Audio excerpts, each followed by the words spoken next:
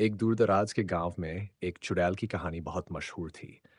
कहा जाता है कि गांव के किनारे एक घना जंगल था, जहां एक समय एक रहस्यमयी औरत रहती थी। गांव वाले उसे चुड़ैल कहते थे क्योंकि उसने कई अजीबोगरीब चीजें की थीं। एक रात गांव के कुछ लोग जंगल में गए और उन्होंने देखा कि वह औरत आग के चारों ओर कुछ मंत्र पढ़ रही थी। उसकी आंखें चमक रही थी और हवा में एक अजीब सी ऊर्जा महसूस हो रही थी। लोग डर गए और जल्दी से गांव लौट आए। अगले दिन से गांव में अजीब घटनाएं होने लगीं। पशु बीमार पड़ने लगे, सरहद खेतों में फसलें सूखने लगीं और बच्चे बीमार पड़ने लगे। गांव वालों का मानना था कि यह चुड़ैल का ही काम है। वे डर गए और उससे बचने के लिए रात में घर से बाहर निकलना बंद कर दिया।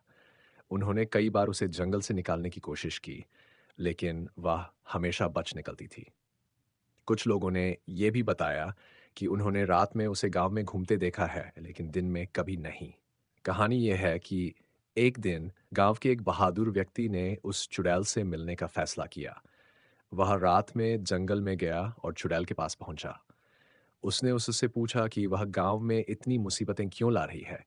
चुड़ैल ने कहा कि वह इस जंगल की रक्षक है और गांव वालों ने जंगल को नुकसान पहुंचाया है, इसलिए वह उन्हें सबक सिखा रही है। उस व्यक्ति ने गांव वालों की ओर से माफी मांगी और वादा किया कि वे जंगल की देखभाल करेंगे। इसके बाद चुड़ैल ने गांव छोड़ दिया और फिर कभी किसी ने उसे नहीं देखा।